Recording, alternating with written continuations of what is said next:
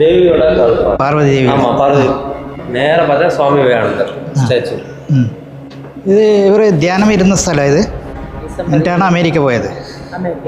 അപ്പോൾ അതെന്താണ് അവിടെ ഉള്ളത്?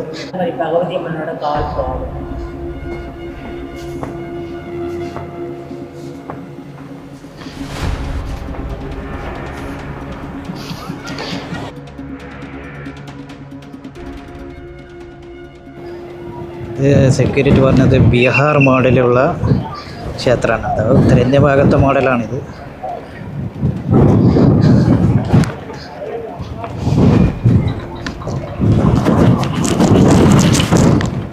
ഇവിടെ കയറുമ്പോൾ ചെരുപ്പ് അയച്ചു വെക്കണം.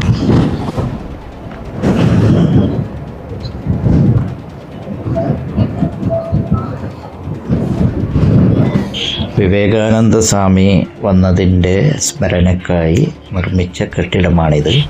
ഇതിനെ മണ്ഡപം എന്നാണ് പറയുന്നത്. ഇതിനകത്ത് ധ്യാനിക്കാനുള്ള സൗകര്യമൊക്കെ ഉണ്ട്.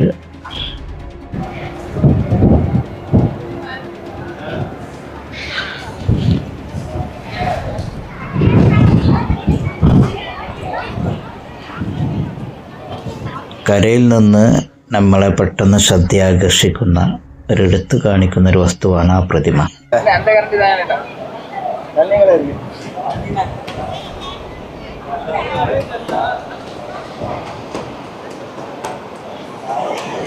ഇടവിട്ട് ഓരോ പാറയുണ്ട് അങ്ങോട്ടേക്ക്.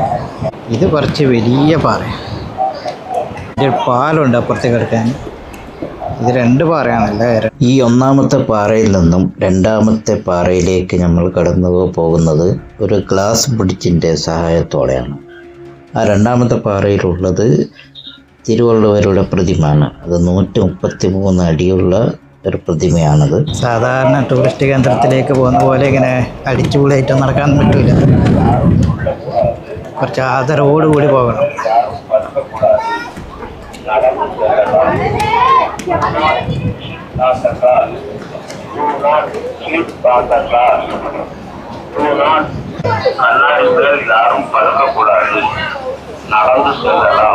പേടിയാന്ന് കേട്ടോ.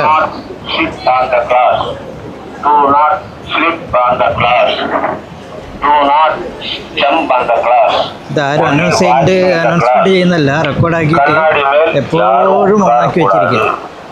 கண்ணாடி மேல் யாரும் சொல்லக்கூடாது, கண்ணாடி மேல் யாரும் பறக்கக்கூடாது, நடந்து செல்லலாம். പാറന്റെ കളിയാ. പല ടൂറിസ്റ്റ് കേന്ദ്രങ്ങളിലും ഈ ഗ്ലാസ് ബ്രിഡ്ജിൻ്റെ മേലെ കയറാൻ വേണ്ടിയിട്ട് 200-300 ചാർജ് കൊടുക്കേണ്ടി വരും. പക്ഷെ ഇതാണ് ഞാൻ കണ്ടതിൽ ഏറ്റവും നീളമുള്ള ബ്രിഡ്ജ്. അതും നല്ല ഉയരമുണ്ട്. ഇതിനൊന്നും എക്സ്ട്രാ പൈസ ഒന്നുമില്ല. ആദ്യം കൊടുക്കുന്ന 100 രൂപ ചാർജ്, പിന്നെ ഒരു 30 രൂപ, ഇത്രയും രൂപ. അതിലാ മനുഷ്യന്മാരെ നോക്കി, ആ മനുഷ്യന്മാർ ഉയരം നോക്കി അവിടെ നിന്നിട്ടുള്ള. അപ്പോൾ അതും നോക്കി വെച്ച് നോക്കുമ്പോൾ ഇത്ര വലിപ്പമുണ്ടത്.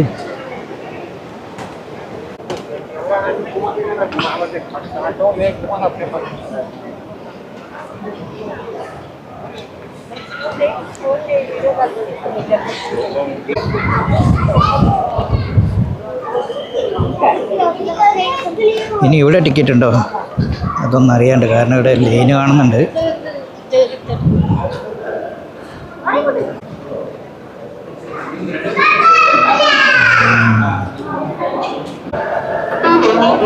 ഇതിലേ വരുന്ന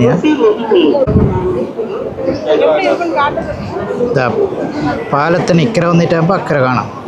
അതാണ് നമ്മൾ വന്ന സ്ഥലം, ക്ഷേത്രമുള്ളത്. അവിടെ നിന്ന് കണ്ട ആ പ്രതിമയുണ്ടല്ലോ, അതിനകത്താണ് ഇപ്പോൾ ഉള്ളത്. ഇതാണ് ആ പ്രതിമ. ഇവിടെ വന്നാലൊരു 200 കൊടുത്തിട്ട് ഈ ഫോട്ടോ എവിടെ നിന്ന് എടുക്കാനാ? പ്രധാനപ്പെട്ട 2 വലിയ പാറകൾ ഇപ്പോൾ വ്യക്തമായിട്ട് കാണുന്നുണ്ടല്ലോ. ആ പാറയിൽ നിന്ന് ഇങ്ങോട്ടേക്ക് വരാൻ വേണ്ടിയിട്ടാണ് ഈ ഗ്ലാസ് ബ്രിഡ്ജ്.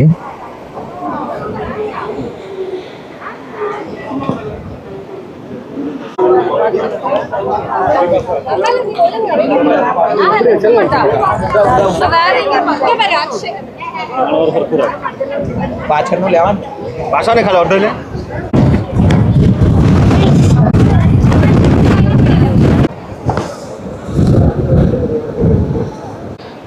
ഇതാണ് കന്യാകുമാരി പട്ടണം.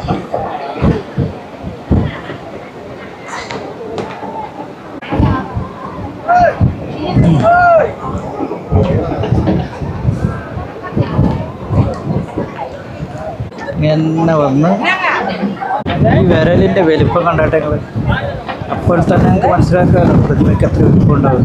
കാല് വിരലുകളാണ്. ഇതാണ് വിവേകാനന്ദ സ്ഥാപനം. ബോംബെയിൽ നിന്നും വന്നു അമേരിക്കക്ക് പോകും മുമ്പ് ഒരു 3 ദിവസം ധ്യാനമിരുന്ന സ്ഥലം. ഇവിടെ അദ്ദേഹത്തിന്റെ ചെറിയൊരു പ്രതിമ ഉണ്ട്.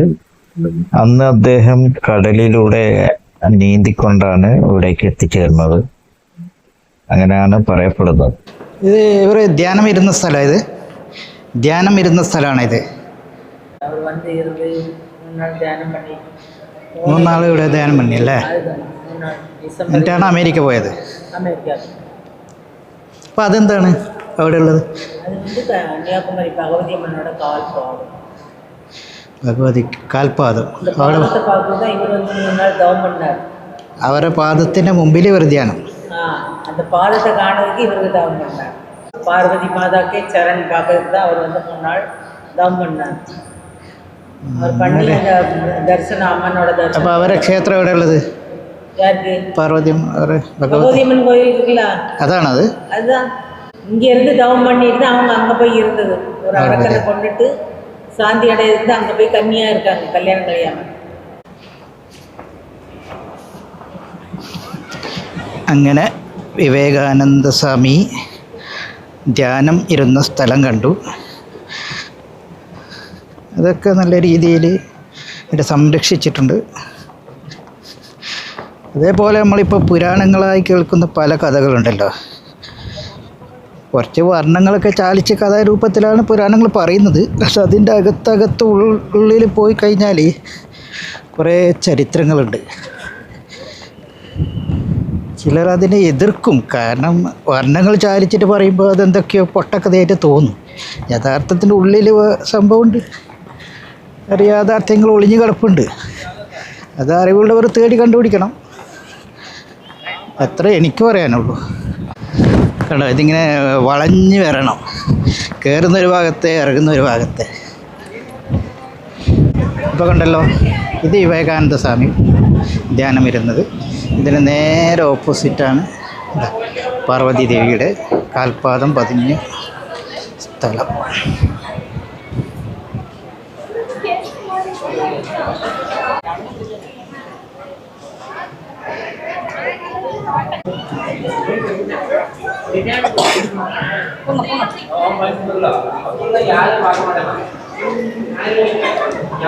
நம்மளோட கால்பாதம் தேவியோட கால்பாதம்.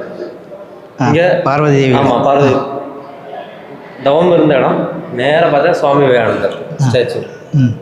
அவரோட கண்பார்வை வந்து இதுக்கு நேரம் வரும்.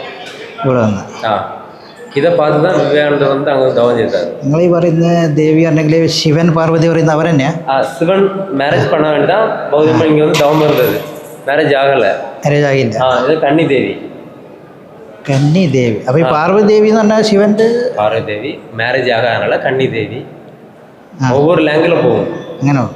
இப்போ எனக்கு தெரிஞ்சது பகவதி அம்மன். உங்களுக்கு தெரிஞ்சது പാർവതി ദേവി. பார்வதி தேவி. இன்னொரு ஆளுக்கு கன்னி தேவி. அப்படி லாங்குவேஜ் சேஞ்ச் ஆகுது. അതെ അതെ അതെ. அவ்வளோ.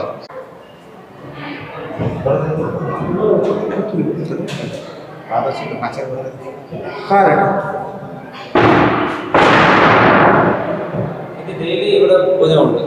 ഡെയിലി അല്ലേ? ഡെയിലി ലാസ്റ്റ് പോട്ട് വന്നോടനെ പൂജ.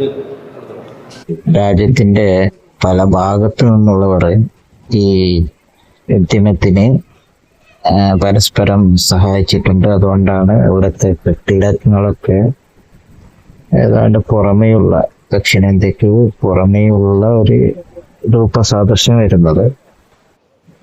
അങ്ങനെ ഞാനിവിടുത്തെ കാഴ്ചകളൊക്കെ കണ്ട് പുറത്തിറങ്ങിയാണ്. എല്ലാവരും സബ്സ്ക്രൈബ് ചെയ്യണം. കൂടാതെ ഒരു ലൈക്കും കമൻറ്റും ആവശ്യമാണ്. കൊടിയുടെ സൗണ്ട്